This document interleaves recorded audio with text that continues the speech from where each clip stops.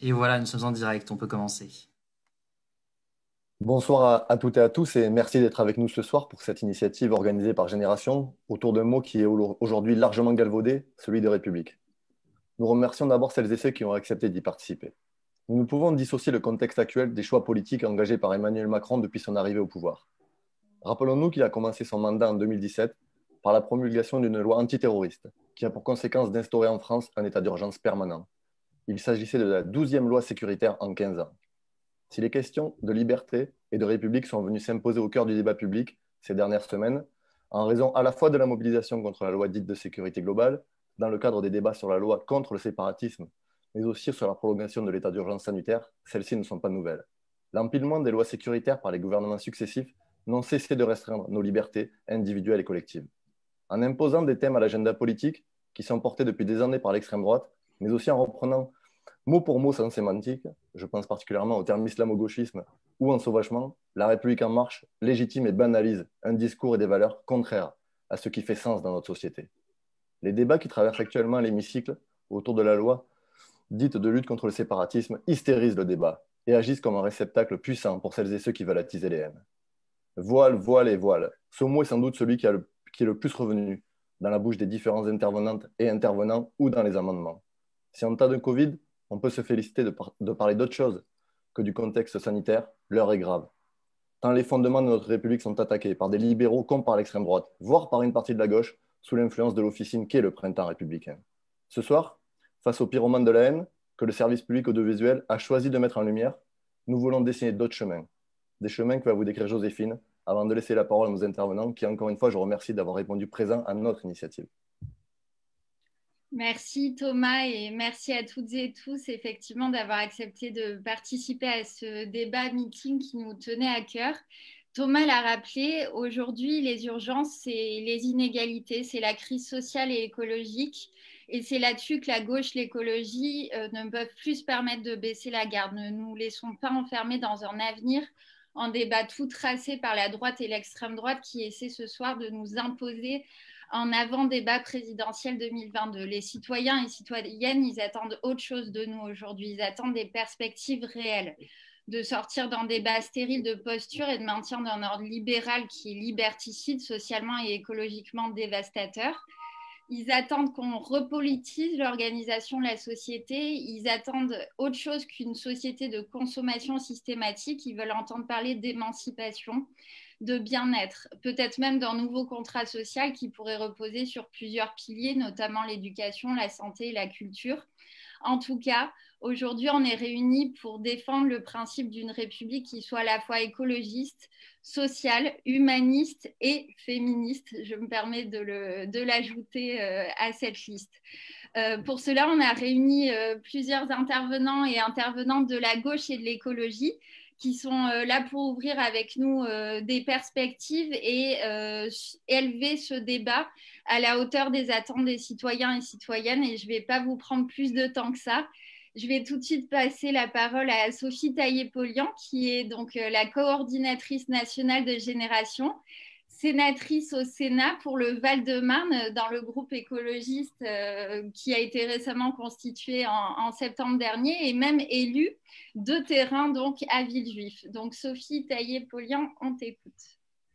Merci beaucoup Joséphine et Thomas pour cette introduction. On est ravis avec Génération d'organiser ce débat qui veut parler en positif de notre projet pour la République, attachés que nous sommes à ce régime qui permet la démocratie et qui trace le chemin pour une République sociale. C'est une République inachevée parce que, évidemment, il y a quand même un abîme entre la devise qu'il y a sur le fronton de nos mairies et puis la réalité.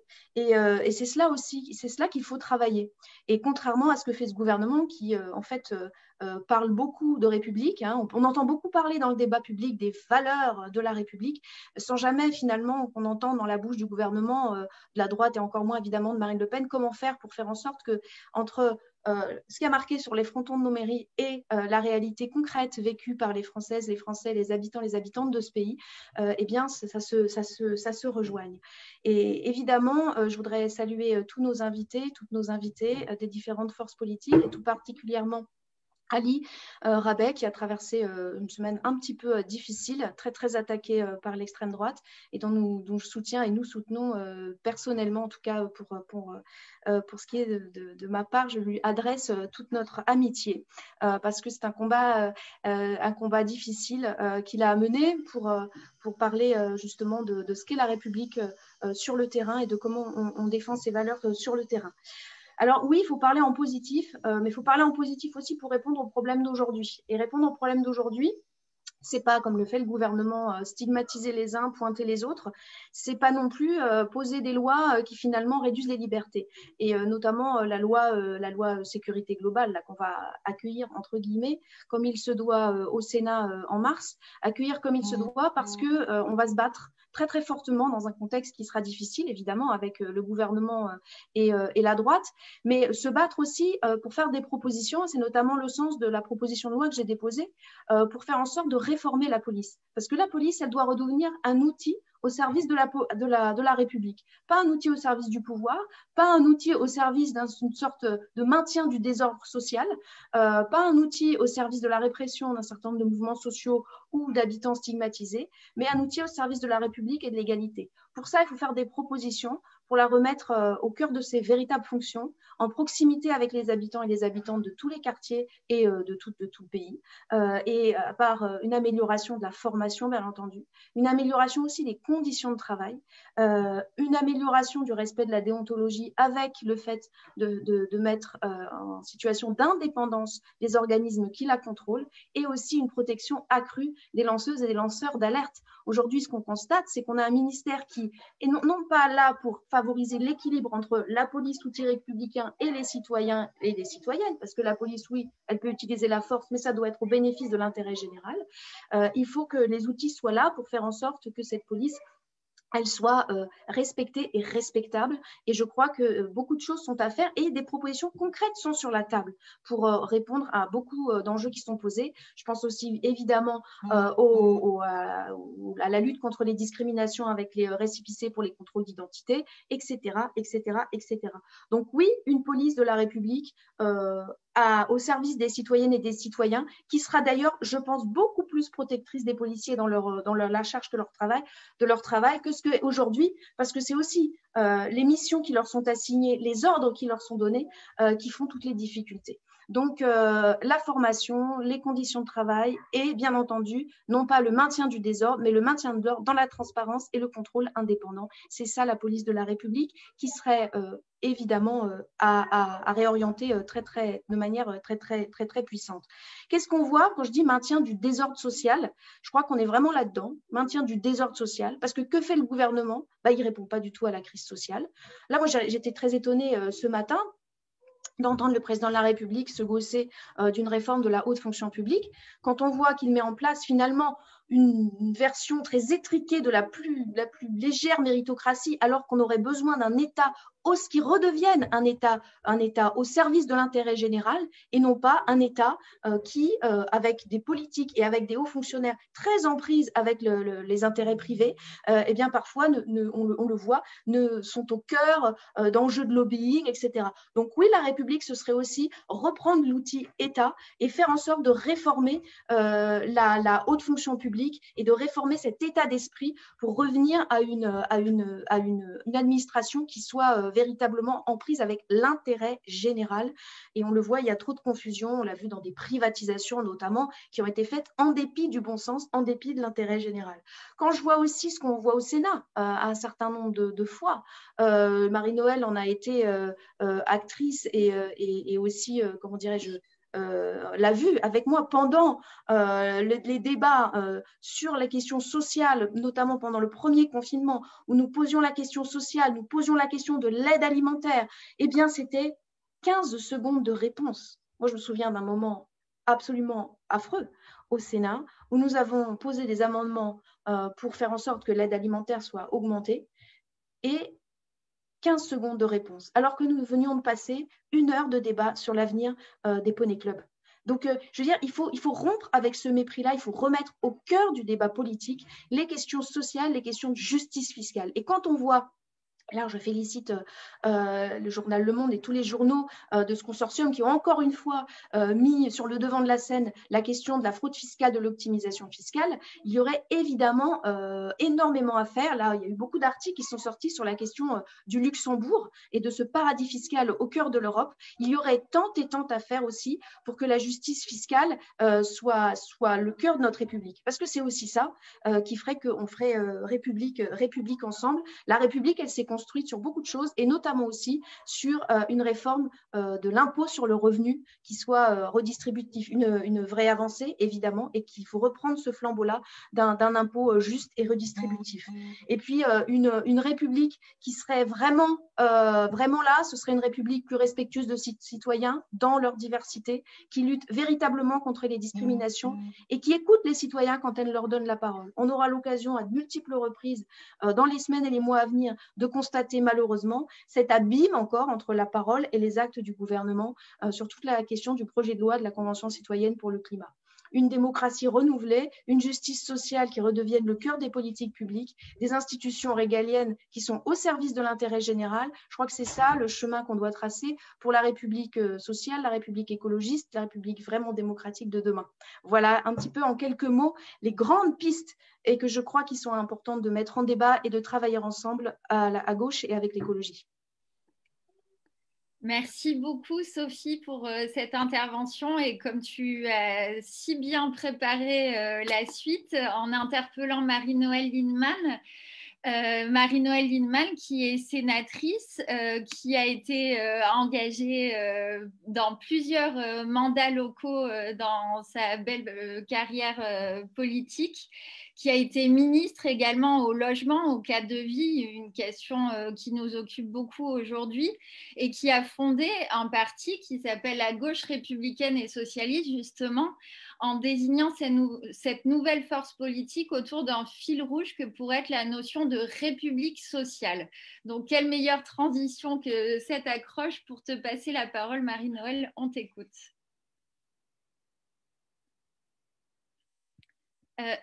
Le micro, pardon. D'abord, bonjour à toutes et à tous, et vous dire, on a eu un certain malaise. Et il faut d'abord dénouer ce malaise avant qu'on parle de tout. Nous, on est un certain nombre, je pense à Laurence Rossignol ou moi-même, où on avait trouvé très positif qu'il y ait un temps de réflexion ou d'échange entre les différentes composantes de la gauche de l'écologie autour de la question de la République. Et en essayant bien sûr de travailler à la fois à l'analyse de ce qui peut aujourd'hui nous différencier, parfois même constituer des désaccords qui pèsent lourd dans le débat politique à gauche, et évidemment travailler au maximum aux convergences de ce qui nous fédère sur cette idée de la République. Je crois que ce débat, il est nécessaire. Et on a eu un certain malaise lié à l'organisation ou une incompréhension, mais qui quelque part peut révéler déjà peut-être des difficultés à surmonter ou des clarifications à travailler. Premièrement, Laurence a découvert, celle qui a appelé, que Ali allait être parmi nous dans le débat. Inutile de vous dire que j'ai rien contre Ali, je pense qu'il fait plein de choses très bien, on se connaît, j'ai pas de souci. Simplement, on rentrait dans le débat sur la question de Trappes, qui est difficile à appréhender pour ceux qui n'y sont pas, et qui risquait de cristalliser le débat autour de Trappes, alors que nous pensons que ce débat sur l'image qu'on a de la République, comment la défendre, la question de la laïcité, mérite un travail de fond, moins sous le focus de l'actualité. La deuxième chose, c'est qu'on a vu apparaître, ça, je n'étais pas trop étonnée, des réactions sur le thème il n'y a pas de la diversité, c'est pas bien, et on a eu le sentiment que les camarades de génération voulaient rattraper le coup en essayant à tout prix de vérifier. Alors pourquoi? Évidemment, je ne suis pas la personne qui pense qu'il n'y a aucune légitimité à ce qu'il y ait des camarades représentant toute la diversité de la société française, de ses origines, de ses cultures, de ses religions, etc. Ça me paraît tout à fait normal. Simplement là, on rentre déjà dans un des premiers débats sur lequel il va falloir qu'on approfondisse nos positions à gauche. Moi, je trouve dangereux et inquiétant la montée du concept de racisé. de voir que, par exemple, dans certaines scènes de théâtre, on dise c'est pas légitime que des gens grimés en noir puissent faire une scène pour représenter des Noirs dans une scène de théâtre. Je pense que cette idée de raciser renvoie à l'idée que les plus légitimes pour parler d'une cause sont ceux qui sont originaires de telle ou telle origine. Et ça, c'est pour moi totalement de culture anglo-saxonne, totalement opposé au concept de l'universalisme républicain, où chacun et chacune d'entre nous doit se sentir comptable et capable de parler au nom de la part d'humanité qu'il y a en lui, quelle que soit son origine, etc. Donc, ça ne veut pas dire qu'il n'y a pas à prendre en compte ce que sont les gens, mais la légitimité pour parler d'une cause ne peut pas être limitée aux gens qui sont censés la représenter. Or, ce débat-là, c'est un débat qui fracture actuellement la gauche. C'est cette idée de l'universalisme républicain ou du modèle anglo-saxon avec le concept de raciser, etc., me paraît être un sujet dangereux de prendre la voie, parce qu'aux États-Unis, ça n'a pas mieux marché dans les pays anglo-saxons, ça n'a pas mieux émancipé les gens, et parce que je pense que la République française n'est pas défaillante dans ses principes, mais dans sa mise en œuvre. C'est-à-dire, c'est le concept d'universalisme qui est contestable, c'est quand elle s'en éloigne qu'elle n'est pas à la hauteur de l'attente de nos concitoyens. La deuxième chose qui est gênante dans ce concept, c'est quand même que, est-ce qu'on est d'accord sur, c'est bien de dire la République positive qu'on veut, mais aujourd'hui, il y a des adversaires à la République. Ces adversaires existent. Ils prennent des formes différentes. Évidemment, la forme la plus dramatique, c'est celle de la radicalisation islamiste, mais il y a aussi l'islamisme politique qui n'est pas forcément radicalisé au sens de passer au terrorisme, mais qui constitue une attaque idéologique, politique, culturelle et sociale du modèle républicain à la française. C'est l'idée que la loi de Dieu est supérieure à la loi des hommes, c'est l'idée qu'il y a des communautés, puisqu'on est victime de la République française, on se regroupe entre nous et dans notre communauté, on va faire vivre nos valeurs, nos modes de vie, etc. C'est quand même des mouvements politiques organisés qui tissent leur toile et qui tissent une influence dans la société française. Et face à ça, le camp républicain, soit il répond de façon en se durcissant, en disant la dénonciation, soit il est dans la complaisance, ou en tout cas trop dans la complaisance, et n'a pas de stratégie pour idéologiquement condamner, contester et gagner face à ces courants-là. Je prends un exemple qui est la victimisation. Aujourd'hui, on est dans une société où on explique aux gens, vous êtes victime de la République, qui ne s'occupe pas bien de vous, l'école ne vous s'occupe pas, il y a de la discrimination, tout ça est vrai, mais ce n'est pas la République qui est défaillante, c'est la République qui ne répond pas aux attentes. Et là, quel est le discours dominant aujourd'hui? C'est de dire à ces gens, vous êtes victimes. Donc, comme vous êtes victimes, vous allez vous regrouper entre victimes. Pour vous, alors que nous, républicains de gauche, on doit organiser les gens pour être contestataires, exiger que leurs droits au nom de la République, pas contre la République, au nom de la République, ils soient traités avec égalité, dignité, qu'on réponde à leurs besoins, à leurs attentes. Ils ne sont pas victimes, ils sont citoyens maltraités qui doivent se révolter. Or, voyez bien qu'aujourd'hui, il y a un glissement sémantique qui s'opère même à gauche sur la thématique des victimes qui s'auto-organisent, etc. Alors, si je dis cela, c'est que je pense que, par exemple, on a des débats qu'il ne faut pas éluder parce que la République ne peut pas être abstraite, etc., mais que des débats se posent. Est-ce qu'on pense que la République française est raciste, discriminatoire, ou est-ce qu'on pense que nos institutions ne sont pas à la hauteur de la République et peuvent, dans certains fonctionnements, avoir des comportements racistes et discriminatoires? Ce n'est pas la même chose. Par exemple, ça veut dire que les lois de la République ne sont pas racistes. Et même, alors là-dessus, pour moi, c'est assez fondamental.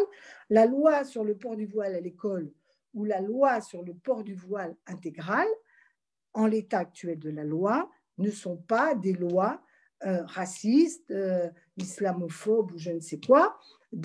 Ce sont des lois protectrices qui permettent l'émancipation dans la fidélité de nos valeurs laïques. Donc ces débats, il faut qu'on les ait entre nous. Parce qu'on ne peut pas, il y a une espèce de suspicion de contourner la question des valeurs fondamentales émancipatrices de notre République, et notamment dans un monde qui est, il n'y a pas que la France qui est sous pression de ces idéologies-là. Et si on a le sentiment que la République française n'a pas une capacité de résistance et de transcender ces ennemis, de terrasser ces ennemis, si je puis dire, eh ben, nous allons être dans un déclin avec une espèce d'idéologie anglo-saxonne et peut-être voir de l'autre côté des idéologies radicalisantes extrêmement dangereuses. Alors, ça me ramène à la conclusion qui nous ramène à la République sociale. Autant je pense qu'il faut qu'on clarifie entre nous ce qu'on entend sur la question de la laïcité, l'universalisme, ne pas s'égarer dans le modèle anglo-saxon, autant pour moi la priorité des priorités, c'est de faire que les valeurs de la République, ses principes, soient concrets et perçus par ceux qui sont les plus faibles, les moins bien traités, les plus discriminés et les plus en bas de l'échelle.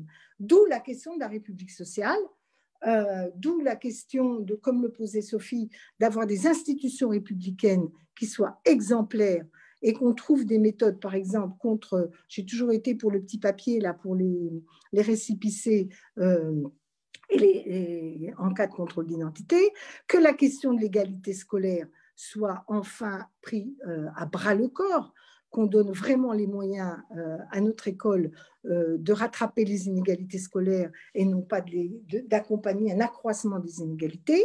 Puis il y a la question des inégalités sociales qui est fondamentale, parce que je ne crois pas qu'on peut lutter contre les discriminations et améliorer par des méthodes de sparadrap ou de rattrapage à la marge la spirale inégalitaire du libéralisme économique que nous vivons. Donc c'est le cœur. Pour reprendre pied dans la République, il faut qu'on casse la spirale inégalitaire du libéralisme contemporain. Donc, je mets plutôt les pieds dans le plat sur ce qui peut nous diviser, mais il va bien falloir trouver un lieu pour que, on ne fasse pas de faux procès, mais il y a des ressentis forts. Moi, je vous jure que quand j'entends racisé, ça me met hors de moi, parce que je nie le concept de race, parce que je nie le concept d'une personne qui est enfermée dans une définition autre que celle qu'elle a décidé de se donner comme identité.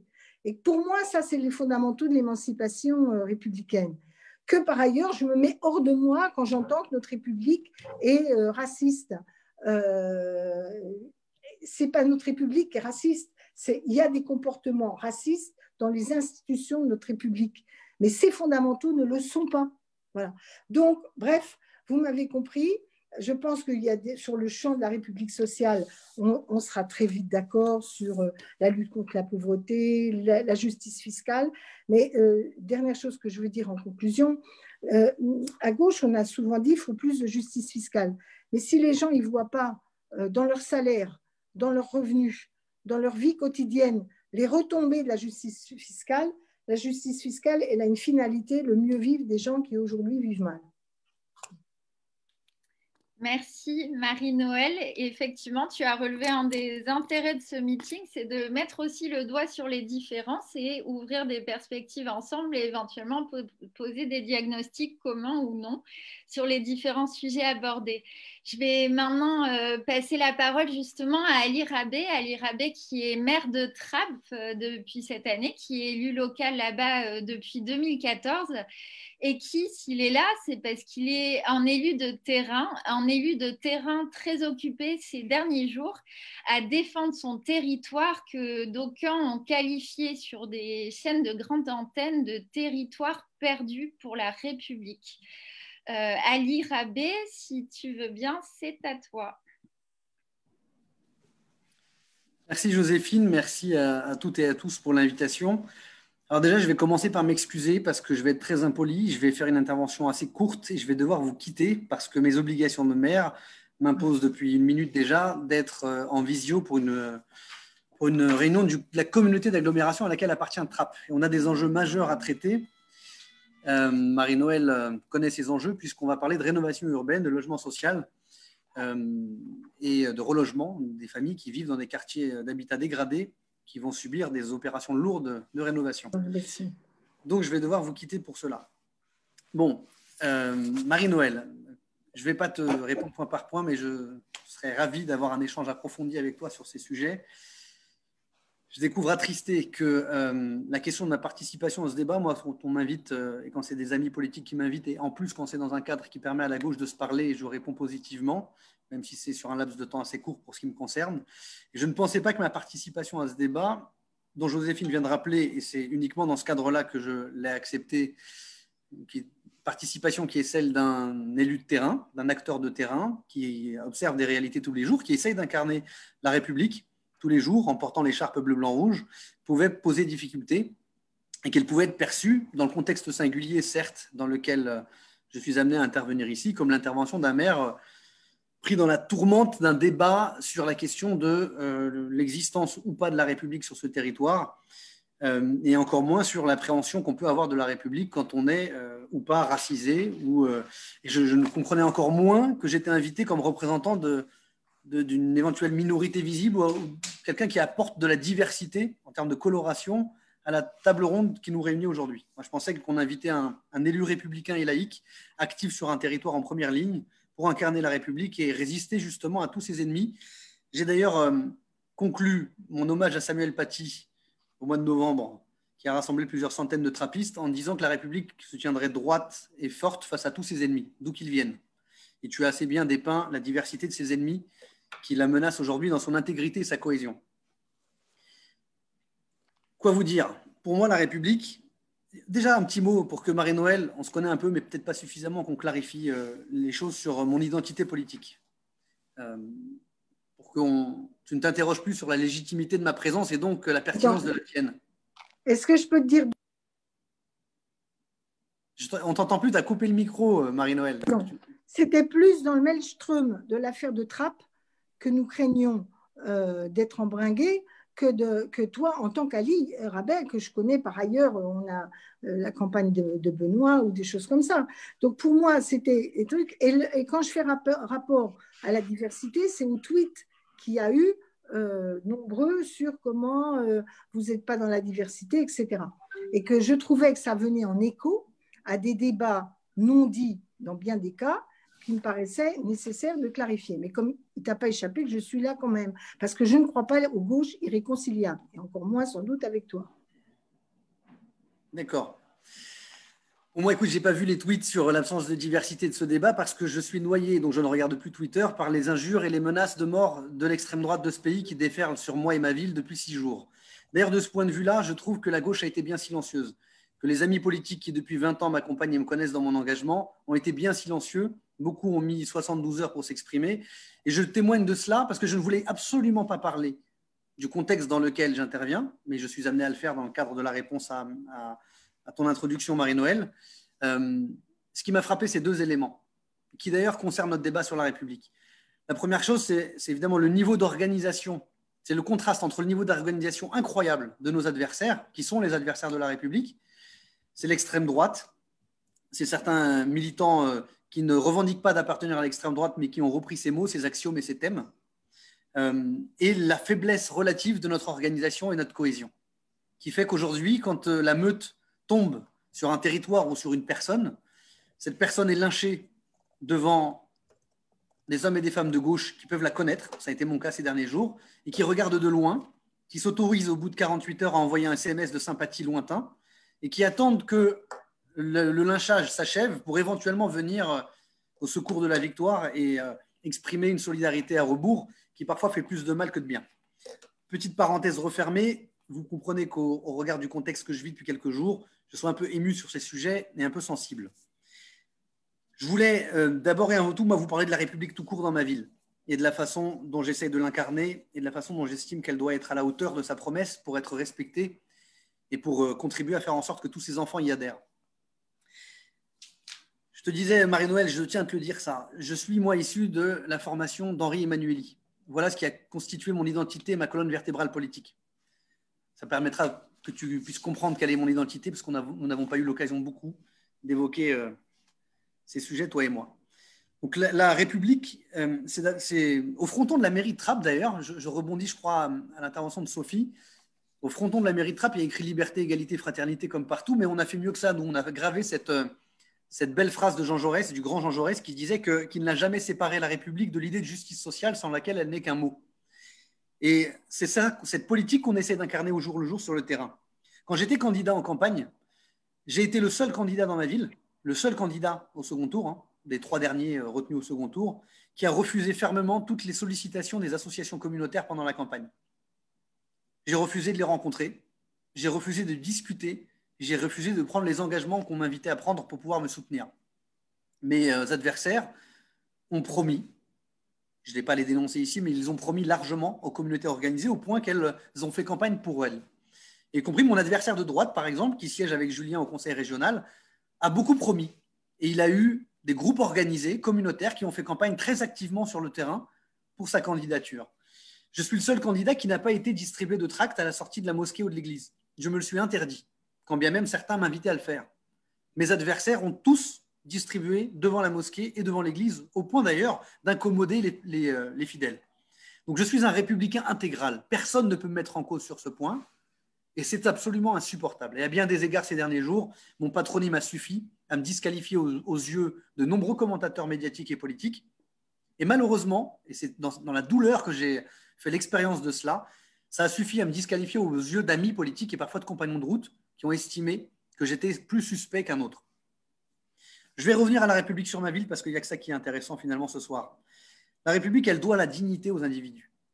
C'est pour moi pas un mot valise, la dignité. Reconnaître la dignité des Français, quelles que soient leurs origines, quelle que soit leur couleur, évidemment. Moi, je suis comme toi, je suis hermétique et allergique à cette conception politique qui invite à regrouper les individus par identité supposée, à leur demander de débattre entre eux en les protégeant d'influences extérieures. C'est le contraire de l'identité politique à partir de laquelle je me suis forgé. Mais reconnaître la dignité des individus, c'est être capable de reconnaître leur droit à l'éducation et de leur donner le même droit que les autres. Et c'est à ça que je m'attelle, moi, tous les jours. Comment on fait en sorte que dans les écoles de Trappes, on ait un niveau scolaire comparable à d'autres territoires qui invitent les familles qui s'en sortent financièrement, par exemple, à éviter de tout faire pour contourner la carte scolaire. J'ai une école catholique dans ma ville, une école privée catho. Je pense, franchement, je n'ai pas de statistiques ethniques, moi, contrairement à mes contradicteurs, mais de très nombreux enfants qui fréquentent l'école catholique, comme de nombreuses villes où il y a des écoles catholiques, sont des enfants qui ne sont pas de confession catholique. Ils choisissent l'école catholique pour la prétendue, pour la supposée qualité de l'enseignement et le niveau supposément supérieur aux écoles publiques. Et donc, mon combat acharné, c'est de mettre des moyens municipaux, alors que nous n'avons pas à faire cela, pour pouvoir renforcer la qualité de l'enseignement qui est porté et apporté à l'école, et notamment d'investir dans le périscolaire. Et une des premières mesures que j'ai été amené à prendre dès mon élection, qui m'a mobilisé tout l'été, puisque je n'étais élu qu'en juillet, comme vous le savez, comme tous les maires de France, comme la plupart des maires de France, ça a été de rétablir le soutien scolaire gratuit pour tous après l'école. Parce que dans ma ville, ça n'existait plus depuis quelques années. Et ça, c'est déterminant parce que quand les enfants de France sortent de l'école et qu'ils sont confrontés, pour beaucoup d'entre eux, ceux qui n'ont pas la chance d'avoir des parents qui disposent d'un bagage culturel, d'un bagage éducatif, d'un bagage économique suffisant pour être accompagnés dans leur scolarité en dehors de l'école par leurs parents, alors ils sont livrés à eux-mêmes, ils sont livrés à tous les groupes qui peuvent s'organiser pour offrir et pour occuper la place laissée vacante par la République. Et c'est l'objectif, en tout cas c'est le sens de mon combat, c'est le combat de ma vie, c'est de garantir évidemment à chacun les moyens de réussir, de maîtriser sa vie et son destin, par l'éducation. Et au niveau municipal, nous avons des moyens d'agir. Et c'est de cela dont je suis venu témoigner ce soir et pas des débats autour de sujets périphériques sur les désaccords que nous aurions à gauche sur la question de la République. Je pourrais décliner par de multiples considérations sur ce que nous pouvons et nous devons faire et en quoi la République est défaillante, en quoi l'éducation nationale est défaillante dans des territoires comme Trappes. Mais les conséquences de cette défaillance sont destructrices pour le pacte républicain, justement. Pour permettre d'adhérer à la République, il faut se dire qu'on a le droit au respect et à la même dignité que les autres et donc à la même qualité de service public que les autres. Quand je me bats dans ma commune comme un acharné pour que le bureau de poste du centre-ville ne disparaisse pas la Poste depuis plus de 15 ans cherchant à le fermer, je défends la République. Parce que la Poste incarne la République dans des territoires comme le mien. Quand je recevais hier matin la directrice départementale de la sécurité publique dans mon département, et que je lui dis combien nous vivons comme une humiliation, comme une souffrance, le fait que dans notre commune, nous ayons le sentiment que porter plainte est impossible au commissariat de Trappes. Parce que quand les trappistes vont porter plainte en poussant la porte du commissariat, ils sont renvoyés vers d'autres commissariats. Parce que les moyens ne suffisent pas, qu'il n'y a pas assez de plaintiers, comme on les appelle, pour prendre leurs plaintes et les accueillir avec bienveillance. Et que ça, c'est insoutenable. Parce que si vous allez porter plainte au commissariat de Versailles, vous pourrez déposer plainte physiquement au commissariat, vous serez reçu immédiatement. Et quand la République n'est même pas capable de recevoir des victimes et de leur permettre de déposer plainte, alors elle génère de la rupture, elle génère de la défiance. Et effectivement, ce sentiment d'humiliation dans ce territoire, ce sentiment que l'on refuse à des êtres humains leur dignité de Français, aboutit à ce que certains s'éloignent des rives de la République. Donc le droit à la sécurité, sur mon territoire, il y a 165 000 habitants sur la circonscription de police de Trappes-et-Lancourt. Je vais vous poser une question, je parle là aux téléspectateurs, à ceux qui nous regardent sur les réseaux sociaux. Combien y a-t-il de patrouilles de police qui circulent sur ces 9 communes qui réunissent 165 000 territoires, à votre avis? Nous avons 3 équipages de police pour 9 communes. 3 équipages de police. La probabilité statistique que vous croisiez un équipage de police si vous faites une infraction à la loi, que ce soit parce que vous agressez votre voisin ou parce que vous brûlez un feu rouge, est extrêmement faible. Ça, c'est la réalité vécue sur nos territoires. Et c'est la conséquence d'ailleurs de politiques depuis une vingtaine d'années portées par la gauche et par la droite, qui ont consisté à fragiliser nos services publics. D'abord celui-là, qui est l'un des premiers qui est visible. Je parlais de l'école en premier, parce que tous les enfants passent par l'école, mais tous les êtres humains, tous les citoyens français croisent tôt ou tard un policier. Eh bien, la probabilité statistique de croiser un policier, si possible bienveillant, si possible qui évite les contrôles aux faciès, et il y en a beaucoup, heureusement, qui sont républicains, elle est beaucoup plus faible dans des territoires comme le mien, et ça, c'est insoutenable. Et donc, je me bats comme élu pour permettre, je vais essayer d'accélérer, pour permettre de faire en sorte que nous ayons des moyens supplémentaires ici, dans une ville comme Trappes, pour que la République soit incarnée, y compris par ses policiers. La République, c'est aussi ne pas dénier le droit des habitants de ces territoires, en particulier, de pouvoir choisir leur lieu de vie, Marie-Noël, toi qui es une spécialiste de la question du logement, de pouvoir maîtriser leur parcours résidentiel. Et c'est une réalité objective que dans des territoires comme ceux-là, classés politiques de la ville, on ne maîtrise pas son parcours résidentiel. On est assigné à résidence. On est condamné à vivre dans la même commune, quand bien même on souhaiterait éventuellement changer de ville, parce que l'accès au logement social, parce que les procédures de mutation font que c'est plus compliqué de quitter son quartier ou sa ville si on le souhaite dans des territoires comme les nôtres. C'est évidemment de choisir son destin, je parlais de l'école, mais je ne vais pas m'apesantir, il y a 1000 choses à dire. Et c'est parfois même la dénégation de l'appartenance à la France, et c'est ce que nous vivons. Je ne vais pas approfondir depuis quelques jours à Trappes, puisqu'on nous indique que la ville de Trappes a quitté la République. Battons-nous ensemble, s'il vous plaît, les amis, pour qu'on soit capable de développer une vraie politique de la reconnaissance. Se reconnaître soi-même comme appartenant à la République parce qu'on est respecté dans sa dignité, puis reconnaître l'autre, y compris dans son altérité, et considérer qu'on a une humanité partagée, une adhésion à la France et à la République partagée, et qu'on doit s'imposer, c'est aussi le rôle des maires sur le plan local, on doit s'imposer de créer des liens. On a face à nous des gens qui souhaitent et qui organisent même le compte à rebours de la guerre civile. C'est une réalité. Leur puissance de frappe est phénoménale. Moi, j'ai milité la première fois le 21 avril 2002. Après le 21 avril 2002, j'ai participé à ma première manifestation à Paris. On était 3 millions parce que l'extrême droite était qualifiée au second tour. Beaucoup de militants politiques de ma génération ont la même histoire. Quand je constate les dégâts 20 ans après, et quand je vois à quel point nous avons collectivement échoué lamentablement, et à quel point maintenant la qualification de l'extrême droite au second tour est normale, est acquise, garantie, et surtout acceptée, y compris par les jeunes générations qui ont grandi dans ce climat, je suis extrêmement inquiet. Quand je vois également l'état de délitement de la gauche, de fracturation, de division, et notre capacité à alimenter nos propres débats et à créer des polémiques entre nous, je suis affligé et je me dis qu'on n'est pas à la hauteur. Et le dernier point sur lequel je voulais insister avant de vous quitter, c'est que, et c'est aussi une leçon pour moi des derniers jours, nous avons un appareil médiatique extrêmement détérioré, dégradé, brisé. Or, dans les droits des citoyens qu'il faut garantir, il y a évidemment le droit à l'information et le droit au débat républicain. Le droit au débat républicain, il ne peut pas s'épanouir uniquement dans l'enceinte de l'Assemblée nationale ou du Sénat. Il doit s'épanouir notamment dans les médias. Et l'état actuel du débat médiatique et politique m'afflige et me catastrophe. le niveau de nos journalistes, le travail qu'ils réalisent, le temps dont ils disposent, leur incapacité souvent à recouper les informations, le temps qu'ils ne prennent même plus pour le faire, leur incapacité à relativiser les propos qui sont tenus, tout cela contribue à désinformer nos concitoyens et à les jeter dans les bras de ceux qui sont les partisans du pire. Je suis évidemment, dans le contexte, vous le comprendrez, pas très optimiste, mais les beaux jours reviendront après la pluie et je retrouverai mon sourire et mon optimisme habituel. Mais je crois que ça doit nous mobiliser et qu'on doit aussi être capable collectivement de dénoncer un système médiatique qui est malade de sa course au buzz, qui est plus préoccupé par l'opportunité de vendre du Coca-Cola dans les pages publicitaires que de donner une information juste, objective et vérifiée. Et cela, ça mérite des prises de parole fortes des dirigeants politiques que nous sommes, que vous êtes. Et j'attends cela de nos partis et qu'ils soient capables de le dire fortement et collectivement. J'ai fait une intervention assez décousue et beaucoup trop longue et je m'en excuse. J'arrive très en retard à mon conseil d'agglomération. J'espère que je n'ai pas loupé les délibérations sur lesquelles je souhaitais intervenir. Je m'excuse vraiment de partir comme un sagouin parce que je n'ai pas l'habitude de faire ça et que j'aurais aimé vous entendre tous. Mais comme l'émission est enregistrée, je l'écouterai avec intérêt, certainement cette nuit, parce que en ce moment, j'ai beaucoup de mal à trouver le sommeil. Vous m'accompagnerez dans ma recherche des bras de Morphée. Merci beaucoup à tous et bon débat. Merci Ali, merci beaucoup. Merci Ali. On va passer la parole à Daniel Obono, qui est député La France Insoumise de Paris et que nous remercions d'être avec nous ce soir. Ali a évoqué beaucoup de choses. Il a parlé des médias, il a parlé de guerre civile, il a parlé de l'absence de services publics.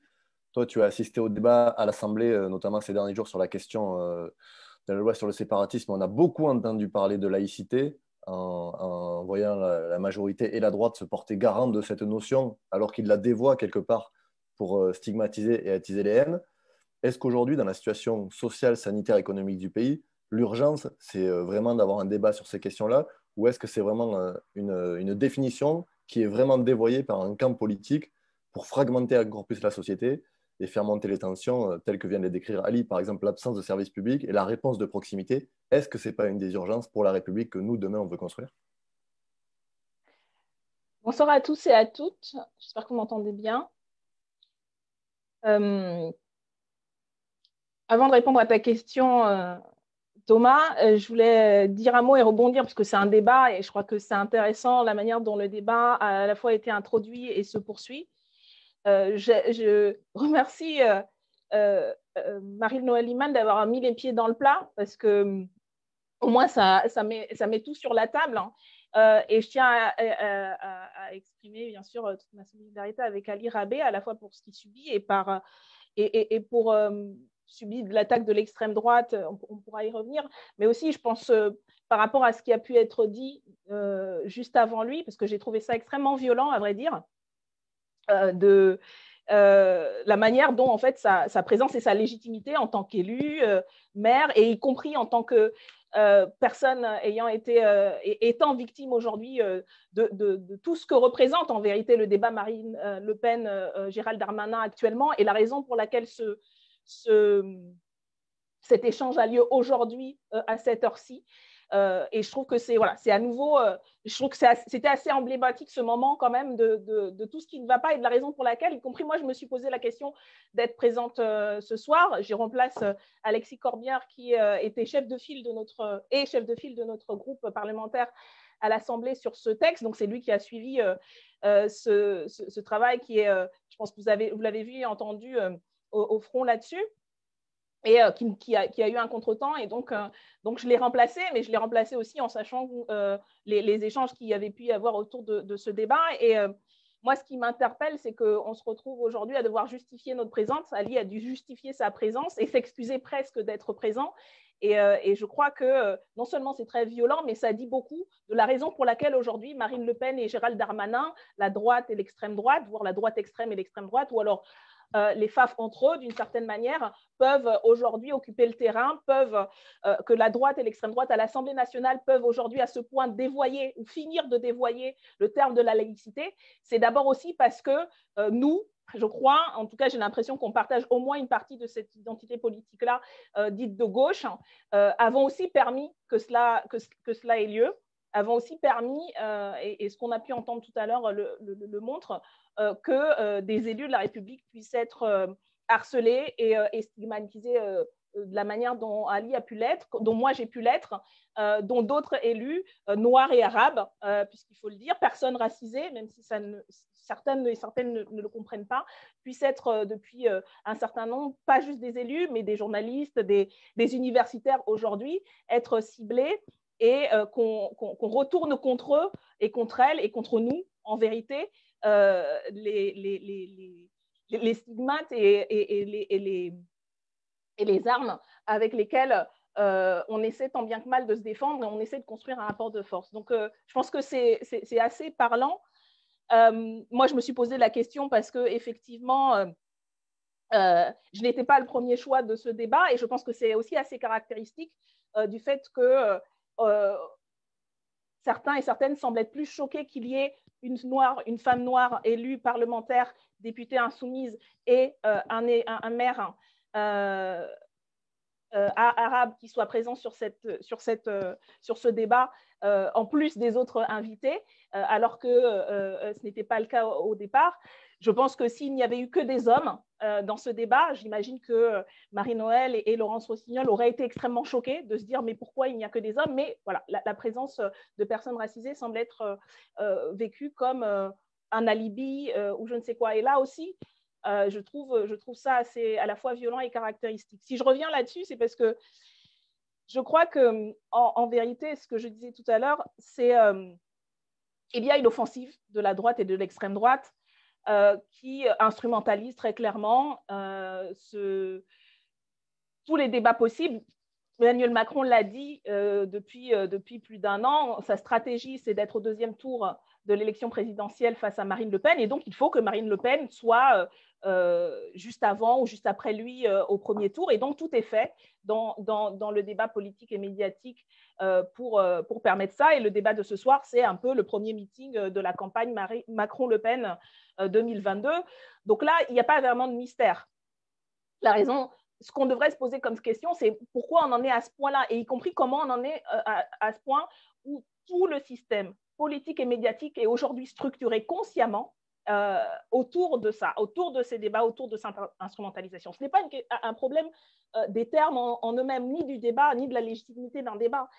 Tu évoquais, Thomas, la question de la laïcité. Même, on pourrait parler de la République. L'histoire de la République et l'histoire de la laïcité, c'est l'histoire de débats souvent très passionnés des républicains eux-mêmes, entre eux, parce que c'était souvent, ça a été très longtemps juste eux, parlementaires républicains en 1905, mais même sur la République elle-même, parce que non, la République n'est pas un régime neutre. Moi, je ne crois pas que voilà, la République serait abstraitement comme ça, un peu au-dessus de tout le monde, et puis il y aurait un consensus. Non, ça a toujours été un combat. Ça a toujours été un combat de quel est le contenu réel de la République. Est-ce que c'est la République coloniale? Parce qu'il y a une République coloniale, et c'est au nom des idéaux républicains aussi que la colonisation a été faite. Il y a une République qui s'est accommodée de l'esclavage, et donc c'est aussi cette identité de la République-là qu'il faut reconnaître. Et il y a des républicains noirs, esclaves, qui se sont battus au nom des idéaux de la République pour obtenir leur libération. Donc, voilà, encore une fois, je pense que c'est important de rappeler, oui, tout est une question de rapport de force. Et donc, y compris la question de la laïcité, telle qu'elle a été débattue en 1905, ça a été des rapports de force entre républicains et royalistes, entre anti-républicains et républicains, et au sein même des républicains, où il y avait des gens qui étaient très anticléricaux, qui étaient enragés, qui étaient très laïcistes, comme on peut en voir aujourd'hui, y compris sur ces débats-là. Le problème, c'est que le rapport de force, à un moment donné, il a pu se faire sur un consensus plus protecteur et respectueux, et plus libéral et plus ouvert, parce qu'il y a eu suffisamment de gens clairs sur l'objectif, qui n'était pas de faire la guerre aux croyants et aux croyantes, mais voilà, d'établir un régime où la liberté d'expression, la liberté de conscience était avant tout fondamentale. Et donc, en tout cas pour moi, ce que je retiens de cet héritage-là, avec toutes les contradictions, c'est avant tout un concept, une idée et des institutions qui sont mises en place pour protéger les personnes, pour protéger croyants et non-croyantes, mais voilà, plus protecteur que d'une arme de destruction.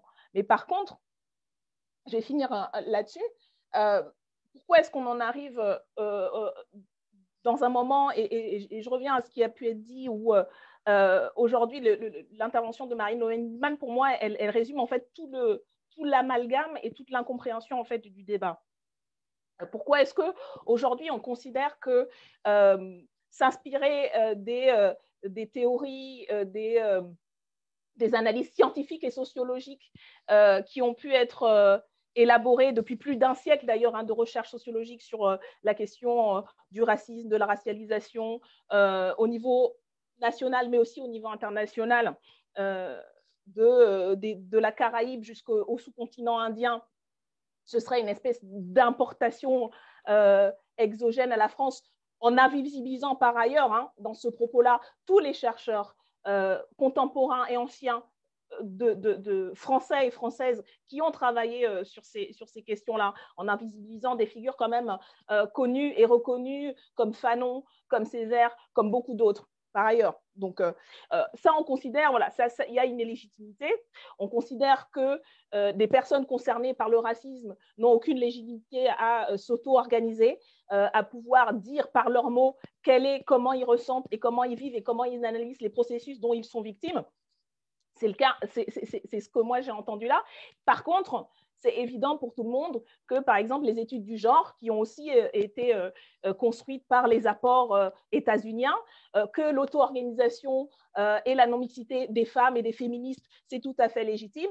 Je pense que quand on entend ces critiques-là, qui sont en plus d'un niveau, Ali parlait de la médiocrité du niveau journalistique, mais en vérité, il y a une médiocrité absolument affolante du niveau même politique, de gens qui parlent de termes qu'ils ne comprennent pas ou qu'ils ne connaissent pas ou dont ils ignorent le sens simplement parce que je crois que fondamentalement, ce qui s'est passé ces dernières années, c'est que les personnes concernées par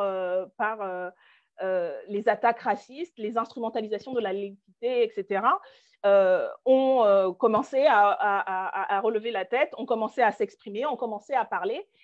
Et ce n'est pas aujourd'hui dominant, malheureusement, le renversement un peu du rapport de force en faveur des dominés. On le saurait, ça se saurait en fait si c'était dominant. Non, ce n'est pas dominant, ça reste encore très minoritaire. Et d'ailleurs, c'est tellement minoritaire que les quelques voix qu'on arrive à entendre et qui arrivent à se faire entendre sont aussitôt attaquées, harcelées et tout est fait pour les faire disparaître et les éteindre. Mais il y a ça, il y a cette parole, et moi je suis, s'il y a des raisons d'espérer de la République, de notre République sociale, émancipatrice, de cette tradition de lutte des personnes concernées, des travailleurs, des femmes, des anciens colonisés, des esclaves, c'est aussi dans un certain idéal républicain véritablement universaliste, dans le sens où on parle d'universalité des droits, pas d'un universel qui serait là aussi, qui est un objet de rapport de force et de définition aussi différentes et d'appréhension différentes. Moi, j'ai de l'espoir et ça m'inspire de voir voilà, cette prise de parole, de voir les personnes concernées s'auto-organiser. Je pense que c'est là où la gauche a les moyens, en fait, aussi de se reconstruire et d'en finir, en fait, avec ce qui a fait la victoire de la droite et de l'extrême droite et qui fait aujourd'hui la victoire de la Macronie idéologiquement avec cette offensive extrêmement réactionnaire, extrêmement raciste et notamment islamophobe, mais pas que. On voit aussi les attaques qu'il y a aujourd'hui sur des personnes comme Alice Coffin, où du coup, il y a un recul même des questions de droits des femmes, droits des personnes LGBT, etc. Je crois qu'il y a là, ce n'est pas juste un tiret en plus, c'est une question fondamentale de stratégie. Est-ce qu'on veut rassembler le peuple, les gens, les individus autour de ce qui nous rassemble, mais en respectant ce que nous sommes et en acceptant de dire, en fait, la définition de ce qu'est la République, on va l'écrire ensemble, en fait. Tout d'un coup, voilà, il y aura plusieurs mains autour, il y aura tout le monde autour de la table, voilà, et on va l'écrire à plusieurs mains et chacun va pouvoir écrire sa partie et son chapitre. Et je pense que ça remet en cause un certain statu quo. Ça remet en cause des prescripteurs et des prescriptrices qui, jusqu'à aujourd'hui, dans l'espace et dans le champ de définition de ce qu'est la gauche, de ce qu'elle est politiquement, de ce qu'elle est idéologiquement et culturellement, étaient dominants. et étaient celles et ceux qui disaient ce qu'était la République, qui disaient ce qu'était l'antiracisme, qui disaient ce qu'était le féminisme. Et ça, il y a de plus en plus de voix et de forces qui remettent en cause ce statu quo et cette hiérarchie et ces prescripteurs et prescriptrices. Et de ce point de vue-là, moi, je crois et j'espère que les prochaines semaines et les prochains mois et que les rendez-vous, y compris électoraux, qu'on a dans les prochaines semaines, les prochains mois et l'année prochaine en 2022, permettront à toutes ces voix de compter encore plus dans le débat à gauche et au-delà de la gauche, dans le débat de toute la société. Et donc, je termine en renouvelant tout mon soutien. Je ne connais absolument pas Ali Rabeh en tant qu'élu ni militant parce qu'on ne partage pas exactement la même histoire politique, mais je l'assure de tout mon soutien et de toute ma solidarité, ainsi que toutes les personnes qui sont aujourd'hui victimes de ce débat extrêmement toxique, qui sont ciblées, les personnes de confession musulmane, les militants antiracistes, les chercheurs et chercheuses aujourd'hui qui font l'objet de cette réaction extrêmement violente, et toutes celles et ceux, au final, personnes concernées comme alliés qui se battent pour l'émancipation, pour la République, pour une véritable République sociale et universelle. Merci. Merci beaucoup, Daniel Obono, pour cette intervention. On va parler maintenant de la notion de république écologique et sociale. C'est un terme qui revient de plus en plus dans le débat médiatique, qui est évidemment un des fers de lance des notions portées par les écologistes aujourd'hui. Pour ça, on va discuter avec Julien Bayou. Julien Bayou, qui est le secrétaire national d'Europe Écologie Les Verts, qui est conseiller régional en Île-de-France et qui a fondé notamment sur les questions sociales au début de son engagement Génération Précaire et le collectif Jeudi Noir. Donc, Julien, on t'écoute. Merci beaucoup, Joséphine, et puis merci à Génération S pour l'organisation de ce débat. Moi, j'avais prévu beaucoup d'éléments justement sur la République écologiste, sur développer notre attachement aux questions de liberté, enfin au triptyque, liberté, égalité, fraternité, et même, comme disait Ali, rajouter l'aspect laïcité. Mais vu la tournure du débat, je voudrais plutôt insister sur le fait que cet idéal n'est pas atteint, l'idéal républicain, et donc sur le projet qui peut, selon moi, permettre de parachever cet idéal, c'est-à-dire l'écologie. Mais d'abord, vraiment insister sur le fait que tous ces mots sont une langue morte quand ça reste vide de sens et que ça ne se traduit pas dans le concret. Et Daniel Obono expliquait fort justement que les questions d'égalité, pour les femmes, jusqu'à ce qu'elles aient le droit de vote, en vrai, et même un peu après, c'était complètement vide de sens. Et aujourd'hui, pour les réfugiés ou les exilés, quand on les laisse crever dans la neige, ou pour les Noirs et les Arabes, qui sont massivement victimes de discrimination dans notre pays. Pour autant, moi, je ne voudrais pas tomber dans le distinguo ou la cassure trop factice entre universaliste et intersectionnel. D'ailleurs, universel, c'était le dernier mot qu'a employé Daniel. Je crois qu'évidemment, il y a un privilège blanc. Voilà. Moi, je n'ai pas trop d'inquiétude quand je sors de chez moi ou quand je me mets à courir, où je suis beaucoup moins contrôlé que certains de mes compatriotes. Donc oui, il y a un privilège blanc. Oui, c'est une vertu pédagogique d'utiliser ce terme. Ce n'est pas parce qu'il est issu des études américaines qu'il est à bannir, bien au contraire.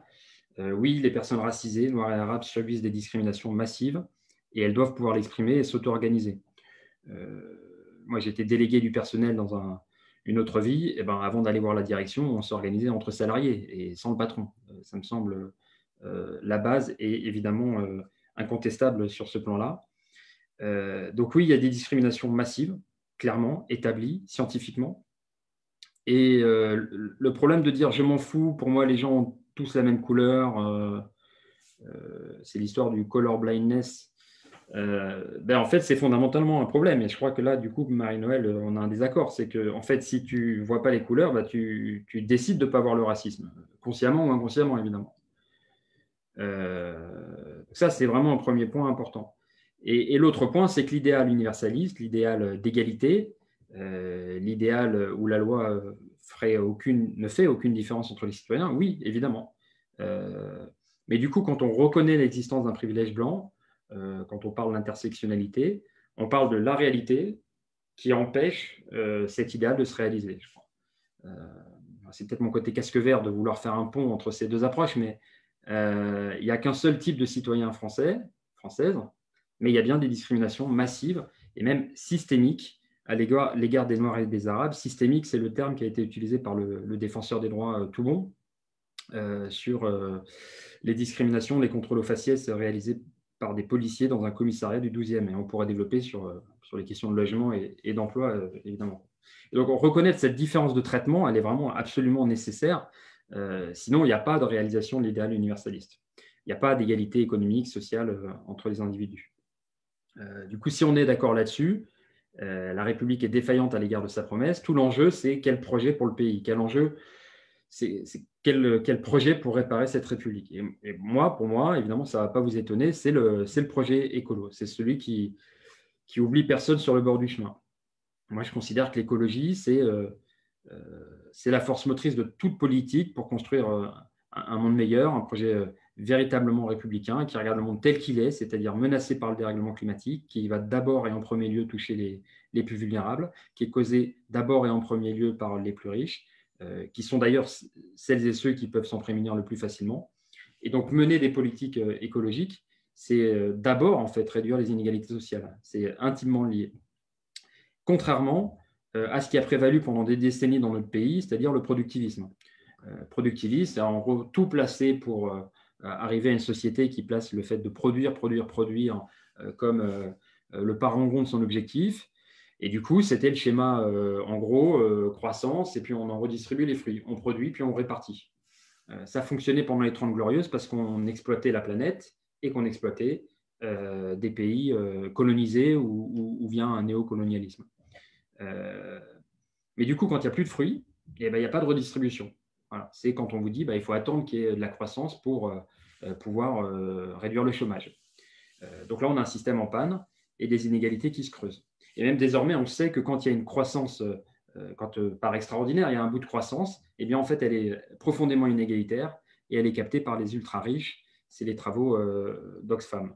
Et désormais, j'espère qu'on sait qu'une croissance infinie, de toute manière, dans un monde fini, c'est impossible. Et donc, plutôt que la croissance, la chimère de la croissance, le dogme ou le mythe ou l'utopie de la croissance, eh bien, choisissons du concret, le bien-être, la protection, l'émancipation. Et pour moi, c'est ça le vrai projet républicain. Et donc, bon, évidemment, le projet de loi, ça, je crois que pour le coup, on sera d'accord, le projet de loi séparatisme, il est très, très loin de répondre à cet enjeu. Il opère un raccourci sournois, dangereux entre islam et islamisme politique. Entre, en gros, les Français, il fait un mauvais signe égal entre des Français de confession musulmane et des terroristes en puissance. Si le gouvernement il avait vraiment l'ambition de réparer notre société, eh bien, en fait, il aurait mis en œuvre le plan Borloo et des grands travaux écolos. S'il avait voulu réparer notre République, la remettre sur les rails de l'égalité, alors dans le projet de loi séparatisme, eh bien, il manque la lutte contre les ghettos. Il manque la lutte contre les inégalités. C'est la redistribution fiscale. Il manque la lutte contre le dérèglement climatique qui, je le redis, frappe en premier lieu les plus fragiles. Et ça, c'est valable à l'échelle internationale. C'est les pays les plus pauvres qui sont les premières victimes, alors qu'elles ont très peu contribué au dérèglement climatique. Et c'est valable à l'intérieur des pays. C'est les classes populaires qui sont les premières victimes de tous les catastrophes qu'on ne peut plus vraiment qualifier de catastrophes naturelles désormais. Et c'est les plus riches qui peuvent s'échapper plus facilement. Et donc, en lieu et place de ce projet, une réforme sur l'intégration, sur l'emploi, sur la mixité sociale, sur le logement et un vrai projet de loi climat. En fait, le projet républicain, c'est celui qui renoue avec le triptyque, mais qui ne se contente pas de le proclamer, qui n'est pas dans l'incantation, qui travaille activement à s'en rapprocher. Et là, à force de rien faire, les premiers écolos disaient écologie ou barbarie. Je crois que fondamentalement, on y est. C'est certainement pas Macron ou Darmanin là, dans ce débat là, qui vont nous prémunir du chaos ou de l'arrivée de l'extrême droite. C'est même eux qui peuvent le précipiter.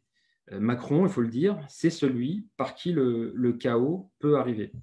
Et ça s'est vérifié à chaque fois. aller chercher l'extrême droite sur son terrain, c'est justement lui proposer le terrain de bataille le plus favorable. Elle joue à domicile et malheureusement, à la fin, elle gagne. Et par ailleurs, vu les mesures autoritaires de privatisation des libertés publiques, de banalisation de l'état d'urgence qu'on a pris depuis des années, eh bien, vous avez tous les éléments pour un cocktail explosif, un scénario façon Hongrie, quoi, une démocratie qui vire à l'autoritarisme. Du coup, maintenant, comment on fait République ? La République, plutôt que l'incantation, elle se réalise dans les têtes et dans les cœurs quand elle est à la hauteur. C'est la loi pour l'éducation à la fin du 19e siècle. À un moment, eh bien, on fait des classes partout, on forme les enseignants et partout, les mairies font place pour pouvoir assurer le niveau minimum d'instruction. Ça, c'est la promesse républicaine en acte. Ou c'est la reconstruction après-guerre, c'est l'invention de la protection sociale, le droit au travail, au repos, au logement, à la retraite, au vote pour les femmes. Tout ce qui protège et qui soutient l'émancipation de toutes et tous. Et donc aujourd'hui, en 2021, eh bien, l'enjeu, c'est de définir un cap pour le pays. Fondamentalement, la République, la démocratie, elle se délite quand dans la société, le sentiment qui monte, c'est ils ne font pas ça pour moi, ça ne fonctionne pas pour moi, que le but poursuivi, ce n'est pas l'intérêt général, quoi, pas le bien commun en tout cas, que la puissance publique, elle est détournée à des fins privées. Et en vrai, comment dire à ces personnes qui de plus en plus en sont persuadées qu'elles ont tort ? On a les enquêtes du Monde, là, 37 des 50 familles françaises les plus riches qui sont domiciliées ou qui domicilient une partie de leurs avoirs au Luxembourg. Et c'est officiel, 37 des 50 familles françaises les plus riches. Ce sont des milliards qui échappent à l'impôt, aux services publics, à l'amélioration du service public hospitalier, scolaire, aux infrastructures de transport. Et c'est parfaitement officiel. Et on ne fait rien, et ce serait normal. Et dans le même temps, et en voie de conséquence, vous avez maintenant 8 millions de Français à l'aide alimentaire. Et autant quand un avenir assombri par le dérèglement climatique et ces catastrophes de moins en moins naturelles. Donc voilà le séparatisme. Voilà l'effet qui déchire ce qui nous tient ensemble. Et donc pour refaire destin commun, eh bien, ce sont des grands travaux, c'est façon Roosevelt, des grands travaux, la refonte de notre système fiscal, la protection, l'émancipation. Voilà comment on peut recoudre finalement notre République. Pour moi, c'est ça la République écologiste, c'est répondre aux enjeux du XXIe siècle. Il y en a deux, le dérèglement climatique et les inégalités. Et ces deux défis qui se conjuguent et qui menacent jusqu'à la dignité humaine. La bonne nouvelle, c'est que c'est un projet parfaitement inspirant, parfaitement enthousiasmant, que de répondre à cette aspiration partout à la justice qui monte.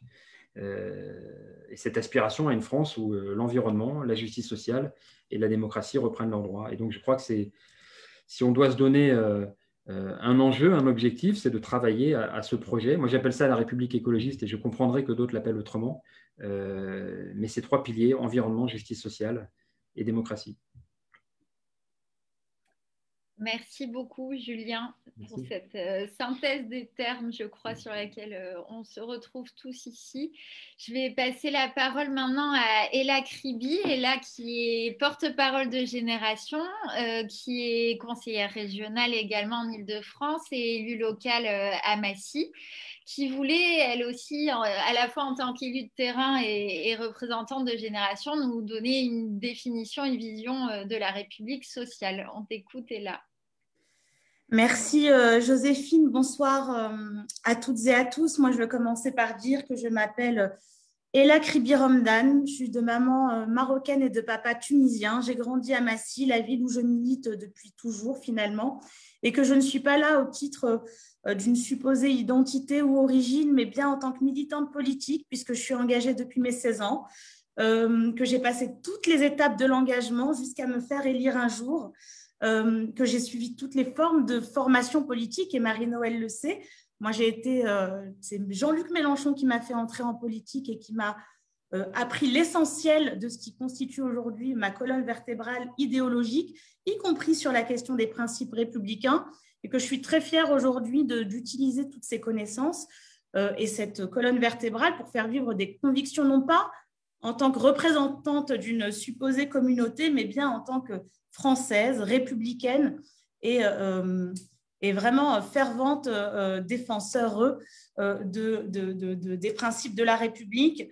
Je le dis parce que je ne voudrais pas qu'on laisse s'installer une forme de climat qui nous oppose les uns les autres sur ces questions-là. Je suis à la fois républicaine et pas représentante d'une communauté. À la fois, je considère qu'il n'y a pas de communauté, il n'y a qu'une communauté en République, c'est la communauté nationale. Et c'est à ça que nous devons, je crois, œuvrer collectivement parce qu'on a l'obligation, comme militants politiques, comme élus locaux, de faire en sorte que chacune et chacun de nos administrés puissent s'identifier à cette République qui nous appartient tous. Il se trouve qu'on évolue depuis quelque temps, depuis plusieurs années maintenant, dans un climat nauséabond. On voit bien que beaucoup cherchent à justifier des problèmes sociétaux, des problèmes sociaux par des questions identitaires, par des questions religieuses. On pointe du doigt une population en particulier. Et moi, je suis assez heureuse de constater que tout ça n'est plus tabou et qu'on arrive à porter ce type de débat comme on le fait ce soir. On pointe du doigt les musulmans en particulier. On masque les reculs sociaux de ces dernières décennies. On le voit dans nos territoires.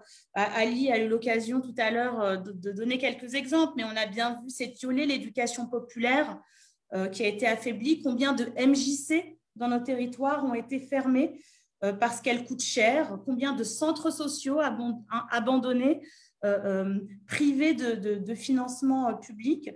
On a vu aussi des associations fragilisées avec des baisses de subventions importantes. Quand on est élu local, on voit bien que toutes les raisons sont bonnes pour faire baisser les subventions année après année. On a vu les suppressions d'emplois aidés qui font vivre ce tissu associatif dans nos territoires.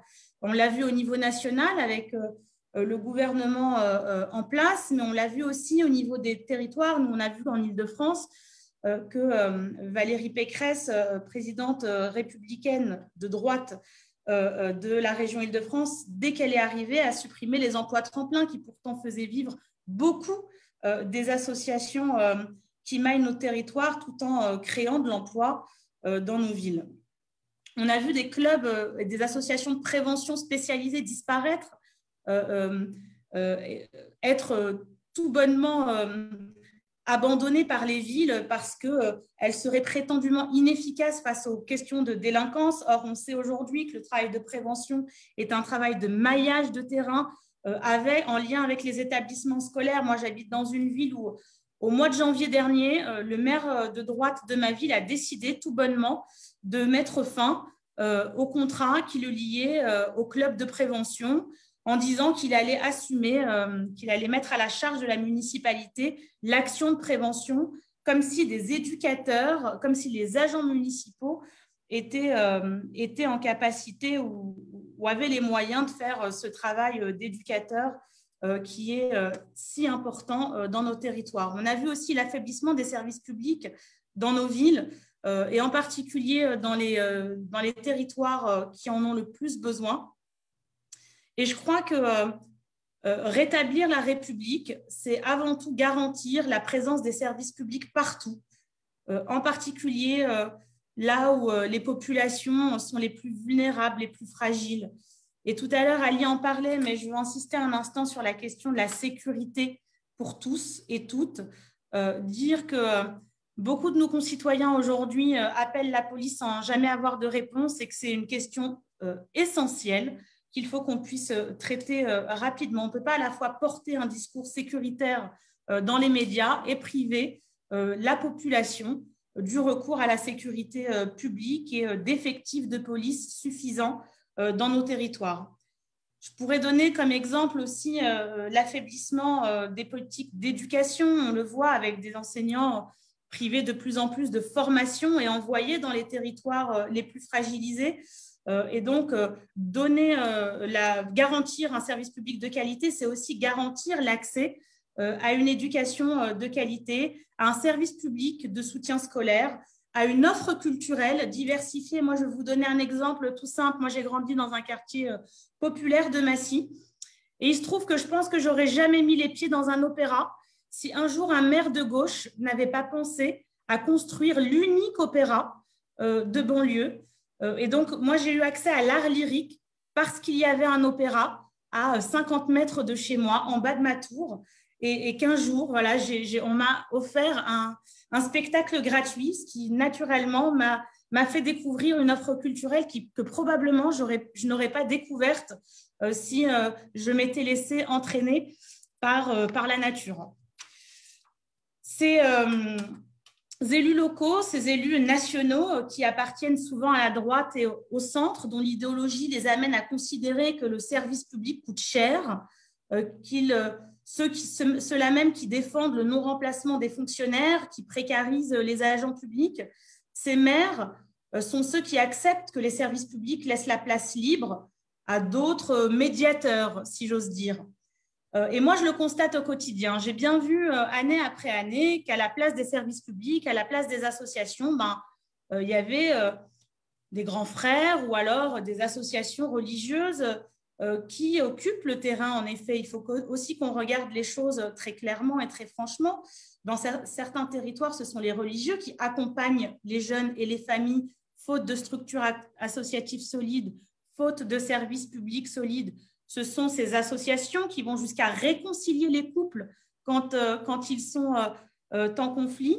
Et c'est quelque chose qu'on a vu grandir avec la complicité d'un certain nombre d'élus. Et moi, je l'ai vu beaucoup avec des élus de droite qui étaient les premiers à affaiblir les services publics. Ces maires clientélistes qui promettent des locaux et qui font toutes sortes de promesses de financement et d'appui, si bien qu'on se retrouve dans des campagnes électorales avec des associations religieuses qui font des meetings, des réunions d'appartements au service de tel ou tel maire qui leur a fait des promesses.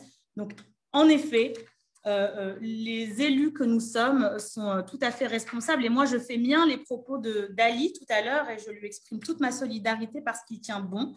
Il est solide malgré les facilités et les travers qu'il pourrait rencontrer.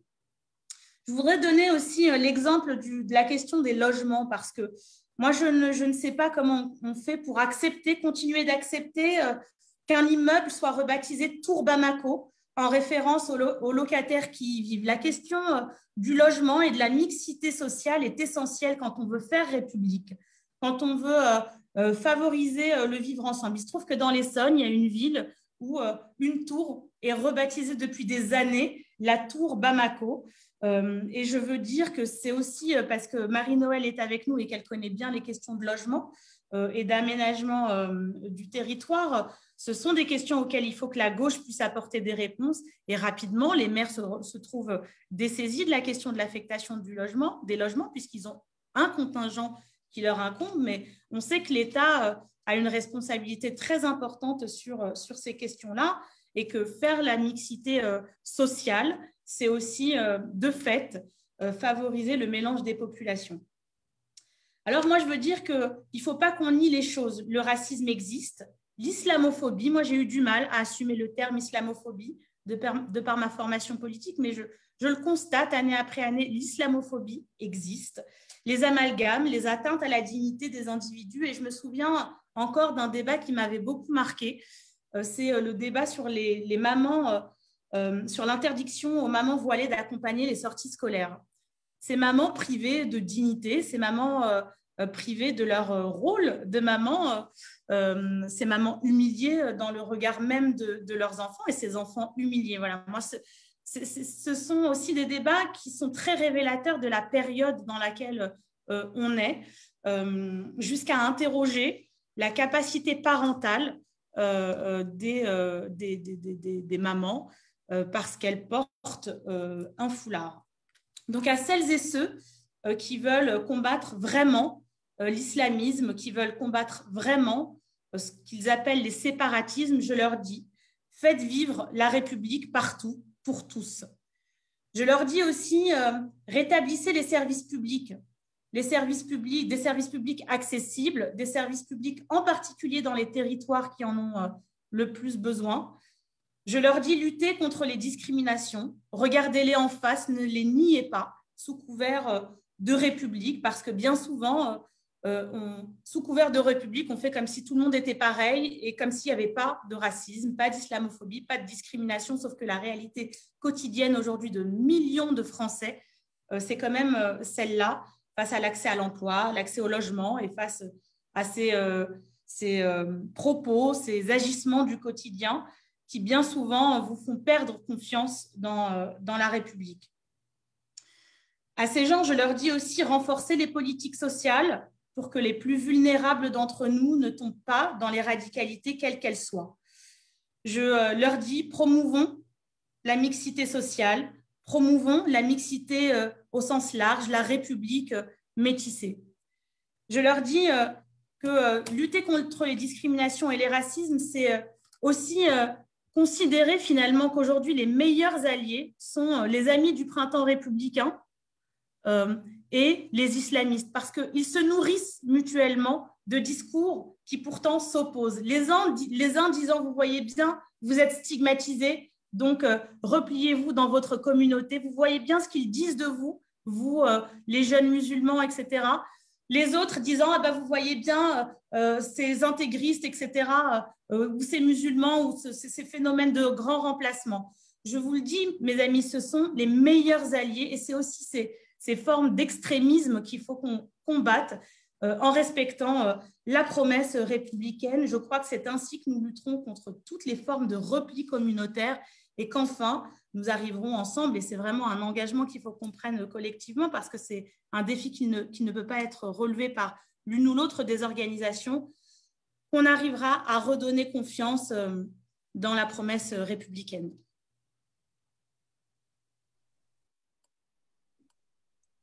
Merci Ella.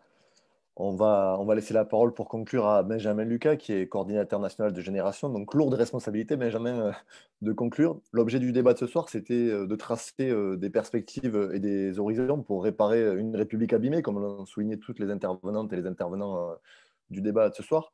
Moi, j'ai envie de savoir, qu'est-ce que tu as retenu de nos échanges, parfois vifs, mais c'est aussi dans ces moments de contradiction qu'on construit les ponts qui permettent d'avancer demain. Et quelles perspectives, toi, tu as envie de tracer et de dessiner pour les semaines et les mois à venir qui s'annoncent extrêmement importantes pour les forces écologistes de gauche et progressistes de ce pays? Je n'aurais pas la prétention de conclure parce que je pense que c'est une discussion qui ne fait que commencer, entre nous et je me réjouis et je suis assez fier de notre mouvement. Je fais 30 secondes de chauvinisme de parti, même si je n'aime pas ça, mais quand même, pour dire que je suis fier qu'ici, qu'à notre invitation, plus qu'à notre initiative, d'autres auraient pu la prendre, soyons humbles là-dessus, on ait pu avoir cette discussion que souvent on esquive, qu'on ne veut pas avoir ou qu'on a de manière détournée. J'en dirai quelques mots, mais à la fin, parce que l'objet initial, il était aussi de tracer des perspectives communes. Je veux commencer avant de répondre à ton excellente question, Thomas, et je te remercie ainsi que Joséphine pour l'animation de cette belle soirée.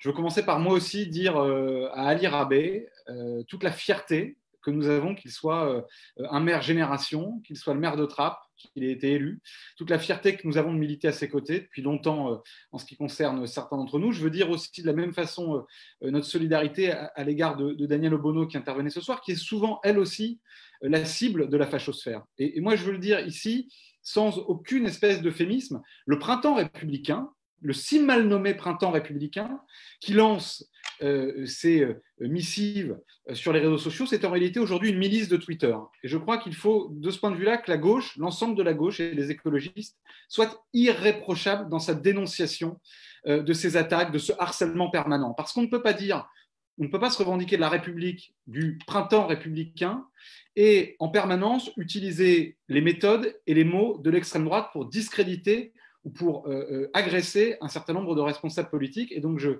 voulais le dire ce soir pour commencer, parce que je crois que c'est important, y compris la défense que nous avons de la République et de la démocratie. Bon, le débat, donc, il s'est fait là. Il ne s'est pas fait sur France 2, il ne sera pas sur France 2, peut-être en deuxième partie de soirée, parce que j'ai compris, je crois que Alexis Corbière y serait avec d'autres, donc ça veut dire qu'il n'y aura pas que la parole de la droite et de l'extrême droite, mais nous voulions faire une contre-programmation, j'y reviendrai, parce qu'on a appelé ce meeting Notre République, après en avoir un peu discuté entre nous. Pourquoi? Parce que nous croyons que l'enjeu majeur, l'enjeu central de la prochaine échéance présidentielle qui arrive, de 2022, ce sera finalement la définition de la République française dans un moment où elle est profondément en crise. Et ce sera de définir la nature de cette République dans un moment où menace un triple effondrement, et certains en ont parlé ce soir. Effondrement climatique. Ai-je besoin de rappeler ce qu'est la réalité aujourd'hui du dérèglement climatique, de la chute de la biodiversité et l'emballement qui multiplie les causes et les conséquences du dérèglement climatique. Effondrement social. 10 millions de pauvres avec la crise, ça a été dit, redit, je n'y reviens pas.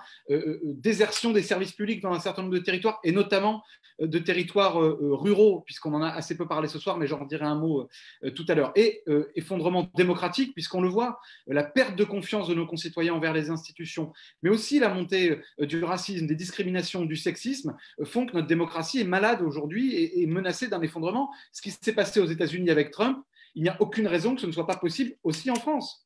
Et par ailleurs, si on parle des milices, quand vous avez des policiers qui manifestent armés devant le domicile d'une élue, la maire de Rennes pour ne pas la citer, qu'est-ce qui montre qu'on n'est pas dans une situation aussi complexe que celle qui prévaut dans d'autres pays du monde où la menace d'un effondrement démocratique pointe.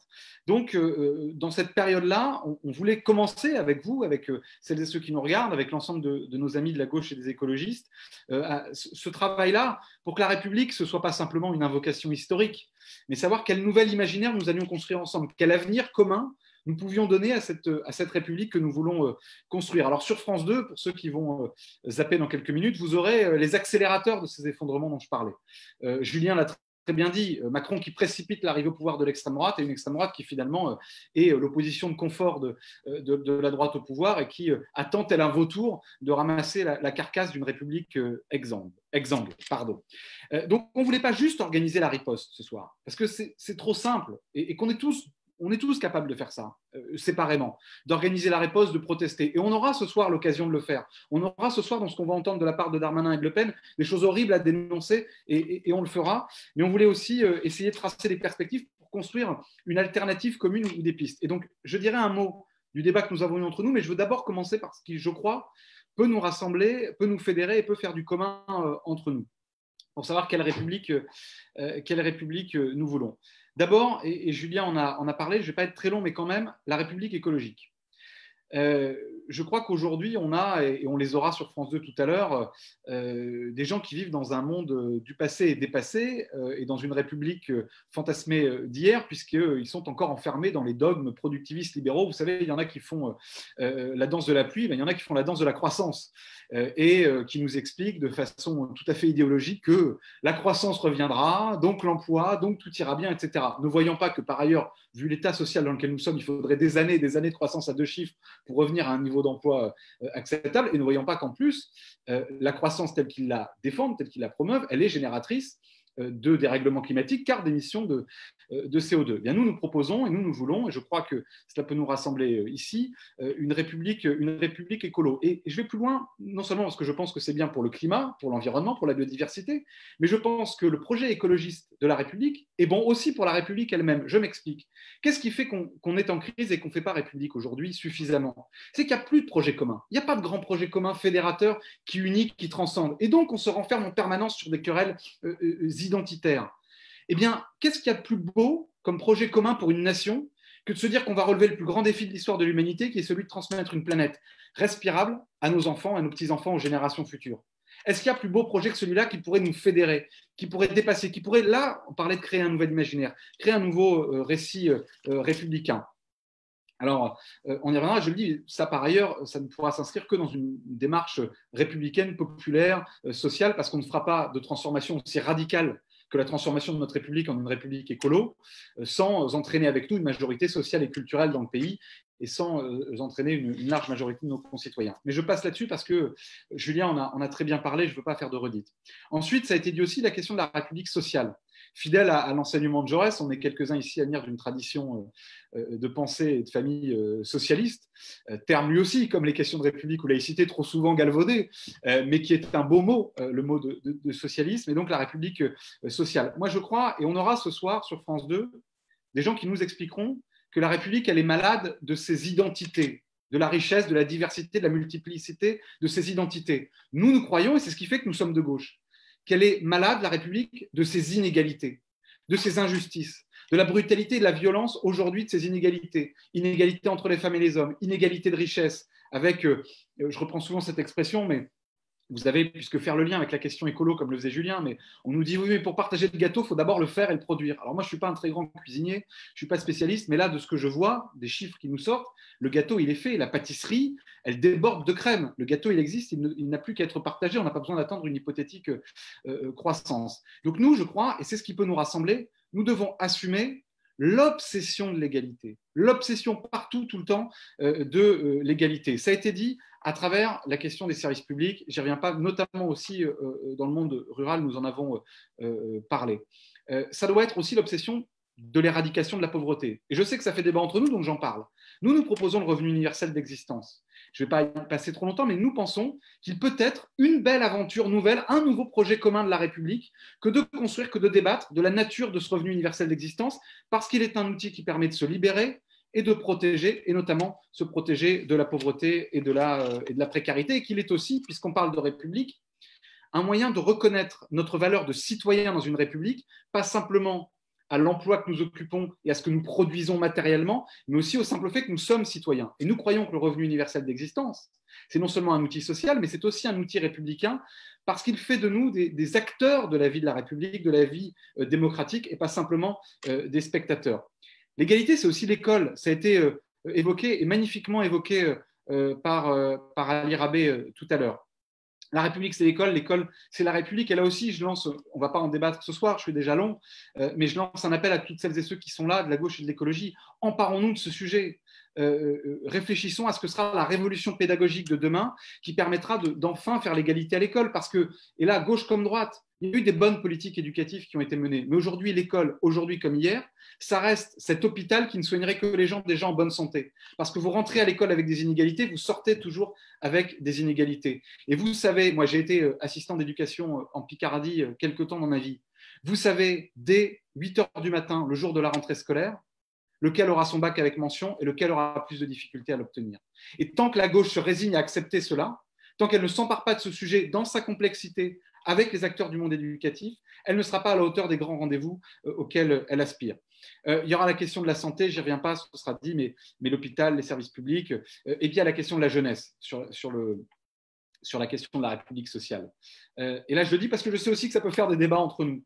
Moi, je ne crois pas que le grand projet d'investissement pour la jeunesse, ce soit un service national, comme le veut Macron, dans lequel, et je sais que c'est un débat qu'on a souvent eu avec Marine Waldman dans d'autres cadres, mais je le dis en toute amitié, et je comprends par ailleurs les arguments qu'elle peut avoir dessus.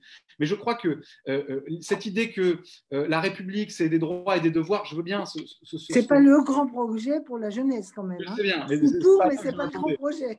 Mais ce que je crois, c'est qu'aujourd'hui, c'est la République qui a un devoir vis-à-vis de sa jeunesse et vis-à-vis de cette génération aujourd'hui sacrifiée par la crise et qui vit, moi, je n'emploie pas les termes guerriers sur la période qu'on vit. Je ne crois pas qu'on soit en guerre, il n'y a pas des gens qui nous tirent dessus. Par contre, je crois que les effets psychologiques, socio-économiques de la période que nous vivons seront les effets d'une guerre. Et à cette génération qui aujourd'hui souffre encore plus que les autres des inégalités, la jeunesse et la classe d'âge qui souffrent le plus des inégalités, de la violence, des injustices, la réponse, elle doit être d'abord des droits. Et moi, je ne crois pas à cette espèce d'argument qui dit qu'à tout droit doivent correspondre des devoirs. Et je crois que la République que nous devons défendre, ce n'est pas celle-ci. Parce qu'on a droit à la dignité, elle ne doit pas exiger de contrepartie. Ceux qui disent ça, c'est la droite qui, en permanence, stigmatise et traque les allocataires du RSA comme si avoir quelques euros pour survivre vous donnait des obligations vis-à-vis de la société et que ce n'était pas la société qui avait des obligations à l'égard des jeunes. Donc voilà les quelques éléments là-dessus sur la République sociale. Et puis, enfin, sur la démocratie, sur la République démocratique et humaniste. Ça a été dit brillamment par Joséphine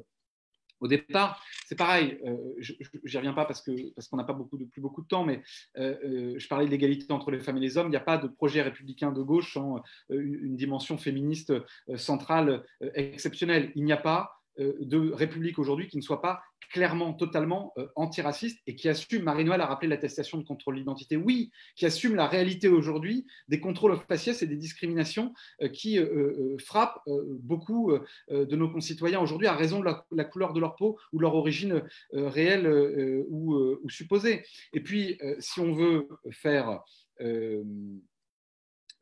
restaurer la confiance et avoir une république démocratique, il faudra, mais ça je sais que ça peut nous rassembler aussi, faire enfin la 6e République. Et donc d'un mot pour terminer sur les débats que nous avons eus entre nous. Moi je crois, et c'est une accusation que je fais à personne ici, et notamment pas à toi Marie-Noëlle, on a un désaccord et je vais en parler, mais je sais notamment les positions que tu as prises comme moi au moment de la déchéance de nationalité. Et donc, ce que je dis là ne te concerne pas, je le dis pour qu'il n'y ait pas de méprise. Je crois que l'erreur fondamentale de la gauche, c'est de faire ces dernières années, avec les questions républicaines, la même erreur qu'elle a faite avec les questions économiques et sociales. À vouloir être crédible, ou donner l'impression d'être crédible auprès d'un certain nombre de décideurs, auprès d'une certaine pensée unique et de l'ère du temps, la gauche, sur les questions sociales, s'est déportée sur le modèle libéral, a repris les thèmes et les termes des libéraux. C'est ce qui s'est passé dans les années 80. Et a abandonné avec ça la défense du monde ouvrier, la défense du salariat. C'est la théorie de Terra Nova en disant de toute façon, les ouvriers votent plus, on s'en fout, on parle au cadre des centres urbains et on fait finalement, là pour le coup, on importe le modèle américain d'une partition de la carte électorale. Moi, je crois qu'il ne faut pas faire la même erreur. Là, on paye lourdement, et on paye un lourd tribut. On l'a payé dans le quinquennat Hollande et on le paye aujourd'hui électoralement. On paye lourdement cette erreur-là d'avoir intériorisé les paradigmes de la droite et du libéralisme sur ce sujet-là. Je crois qu'il ne faut pas faire la même chose avec la question républicaine, et je m'explique. Ne laissons pas, même pour la combattre, l'extrême droite fixer l'agenda politique et médiatique du pays. Ne nous engouffrons pas dans les pièges. Ne laissons pas l'extrême droite fixer les thèmes et les termes du débat politique. Moi, je te le dis, Marie-Noëlle, moi je vois comme un progrès et je vois comme quelque chose de positif le fait que sur les réseaux sociaux, quand on voit une tribune composée exclusivement de personnes blanches, il y a des gens qui réagissent. Je le vois comme un progrès. Parce que de la même façon, heureusement qu'il y a eu pendant des décennies, et qu'il y en a encore aujourd'hui parce que ce combat n'est pas abouti, des gens qui s'indignent quand il y a des tribunes avec uniquement des hommes à la tribune. Parce que c'est comme ça aussi qu'on brise un certain nombre de codes et de réflexes. Oui, moi, j'ai aucun problème à assumer aussi un certain nombre de termes, ça a été dit par Daniel, qui viennent de la science, de la sociologie et de la recherche, parce que nous vivons dans une perpétuelle évolution. Et je le dis notamment, par exemple, sur cette question de privilège blanc. La gauche, elle reconnaît qu'il y a un privilège d'être riche. C'est toute notre histoire qui en témoigne. On reconnaît que dans la société, il y a un privilège d'être riche. Mais oui, il y a aujourd'hui dans la société, je vais prendre mon exemple, je n'ai jamais été contrôlé, mon identité n'a jamais été contrôlée, moi, à la sortie d'une boîte de nuit, ni à l'entrée d'ailleurs, et mon identité n'a jamais été contrôlée à la sortie d'un train. Pourtant, j'en prends toutes les semaines des trains. Aujourd'hui, c'est une réalité. Il y a une réalité aujourd'hui que, à raison de la couleur de votre peau, vous avez plus de chances ou pas d'avoir un logement, d'avoir un emploi, de vous faire ou pas matraquer dans une manif. Donc ça, c'est une réalité qu'il faut aborder. Et moi, je trouve que c'est un progrès, on peut en débattre, mais qu'on mette des termes et qu'on mette des mots, parce que tout commence par des mots. Et quand on refuse de rentrer dans la réalité des mots, eh bien, on euphémise ou on nie un certain nombre de réalités. Donc voilà, je crois, c'était la mise au point que je voulais faire là-dessus, sur ce qu'il y a entre nous. Il y aurait plein d'autres sujets à aborder. Je crois qu'il y a des choses qui peuvent nous rassembler. L'amour de la loi de 1905, qui est une belle loi, qui est parfaite, qui n'a pas besoin d'être triturée, travaillée, elle n'a pas besoin d'y mettre des adjectifs, mais qui est par ailleurs une loi qui n'est pas du tout ce qu'en disent, pour le coup, nos adversaires, la droite et l'extrême droite, qui est une loi qui fixe des principes qui permettent à la démocratie de vivre, qui ne sont pas une traque de ceux qui croient et qui ne sont pas une stigmatisation de nos compatriotes musulmans. Donc, mon dernier mot, il sera pour ça, pour dire à toute la gauche et aux écologistes, ne tombons pas dans le piège, ne laissons pas l'extrême droite, même, et ici je sais que tout le monde la combat, mais on a fait cette erreur-là, enfin pas moi, pas nous, pas ceux qui sont là, mais certains ont cru au moment de la déchéance de nationalité que finalement on pouvait s'en sortir. À ce jeu-là, on va toujours vers l'abîme, on va toujours vers le chaos, on va toujours vers le pire. Or, je crois que sur la question républicaine, à travers ce que nous avons évoqué ce soir, la question écolo, la question sociale, l'humanisme, le féminisme, l'antiracisme, nous pouvons produire du meilleur et nous pouvons substituer, et c'est mon dernier mot, aux passions négatives, aux passions tristes, aux obsessions malsaines de l'extrême droite, relayées complaisamment par le pouvoir dans un jeu cynique ou parfois par conviction. Nous pouvons substituer des passions positives, un nouvel imaginaire, un nouveau récit commun pour la République. On a quelques semaines, on a quelques mois pour s'y atteler ensemble. Génération sera pour chacune et chacun aussi le réceptacle de ces débats-là, si vous le souhaitez, à l'avenir. Est-ce que je peux dire juste un mot, Benjamin, parce que je ne voudrais pas qu'il y ait d'incompréhension. Vas-y. Jamais de ma vie, je n'ai nié les discriminations. Je sais bien. Jamais de ma vie, je n'ai nié le racisme. Simplement, on a des désaccords sur la manière d'aborder le combat contre ces discriminations et les forces sociales, idéologiques à mettre en mouvement pour réussir à les combattre. Mais je n'ai pas la naïveté de croire qu'on est tous égaux, qu'il n'y a pas de discrimination, qu'il n'y a pas de racisme, etc. Hein. Je crois qu'en toute ma vie, avoir été engagée dans ces combats. Mais c'est bien le débat qu'il faut continuer à avoir entre nous sur où sont les forces qui vont nous permettre de faire reculer ces deux mécanismes. Après, on voit bien, il y a des thèses. La thèse de Daniel, elle a sa cohérence du rapport de force, etc. Ce n'est pas la même que la mienne, mais je ne méprise pas. Je dis simplement, nous ne faisons pas de faux procès. Personne, évidemment, ne l'a jamais ni dit ni sous-entendu. Bien sûr, Marie-Noël, connaissant tes engagements contre le racisme.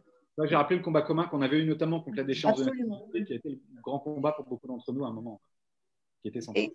Et je voulais te remercier d'être présente ce soir. Et c'est vrai que cette position que tu as défendue, tu l'as défendue avec tes mots et avec ta façon de faire. Elle a provoqué des réactions et c'est le débat qui doit avoir lieu, effectivement, nous le croyons. Merci beaucoup à toutes et tous pour votre participation et ces débats constructifs et passionnés. Bonne soirée, à bientôt. Merci, c'était passionnant.